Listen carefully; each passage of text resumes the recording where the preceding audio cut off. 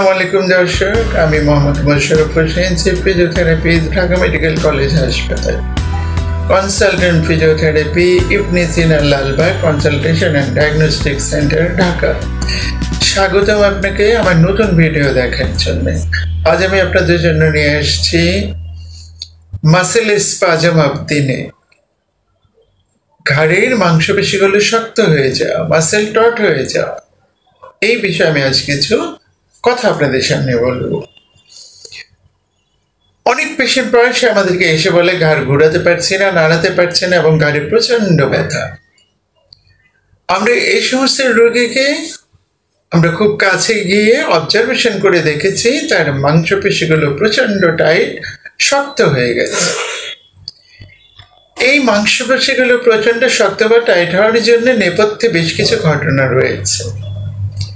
একটা হলো স্ট্রাকচারালি, আমাদের ঘাড়ের একটা নর্মাল অ্যানাটমিক্যাল পোস্টার আছে। আমরা যদি একটা সাধারণ এক্সরে করি ঘাড়ের, তাহলে আমরা দেখব ঘাড়ের লেটারাল ভিউ এক্সরেটির যে নর্মাল কার্ভ সেটা লস্ট হয়ে এটা পুরো স্ট্রেট হয়ে গেছে, এটাকে বলি স্ট্রেটনিং।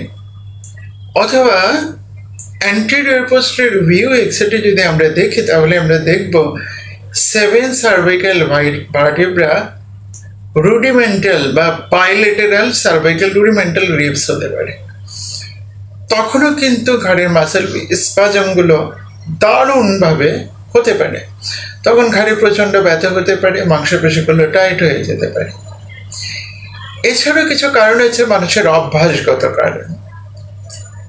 আমরা কখনোই আমাদের পজিশনকে ঠিকভাবে আমরা রাখতে পারি না, ব্যাংকার ভাই বোনদের জন্য বলছি, এবং যারা কম্পিউটারে প্রচুর কাজ করেন, নুয়ে কাজ করেন, সামনের দিকে ঝুঁকে কাজ করেন, তাদেরও ঘাড়ের এই মাংসপেশির স্পাজম সমস্যাটি হওয়ার সম্ভাবনা খুবই বেশি রয়ে গেছে।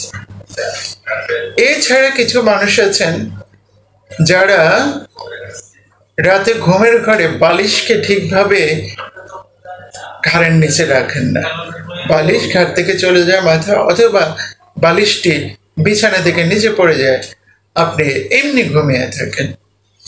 অথবা আপনি এমন একটি বালিশ ব্যবহার করছেন যে বালিশটি অনেক উচ্চ, এতেও কিন্তু আপনার ঘাড়ের মাসেল স্পাজম হতে পারে, ঘাড়ের মাংসপেশিগুলি প্রচণ্ড শক্ত হয়ে যেতে পারে, মাসেল টট হয়ে যেতে পারে।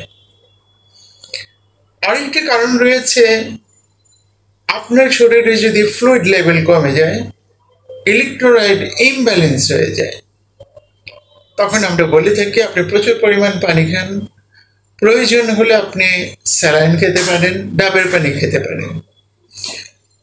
অথবা কিছু মানুষকে আমরা দেখে থাকি তারা মোটেও ঘুমান না, ইনসমনিয়া, যাদের ঘুমের সমস্যা আছে তারা যদি ভালো করে না ঘুমাতে পারেন, তাদেরও এই সমস্যাটি দেখা দিতে পারে। প্রিয় দর্শক, এই সমস্যাগুলো দূরীকরণে আপনি একজন বিশেষজ্ঞ ফিজিওথেরাপিস্টের তত্ত্বাবধানে যোগাযোগ করুন। তিনি আপনার এটাকে সঠিক ডায়াগনোসিস করে এটা সুন্দর একটা চিকিৎসা ব্যবস্থা আপনাকে দিতে পারে। ভালো থাকবেন আপনারা। দেশ ও বিদেশের ভাই বোনদের যদি ভিডিওটি ভালো লেগে থাকে, অবশ্যই কমেন্ট ও সাবস্ক্রাইব করবেন। ভালো থাকবেন সবাই। আমি আবার নিয়ে আসবো অন্য কোনো একটা বিষয়ের উপর। আসসালামু আলাইকুম।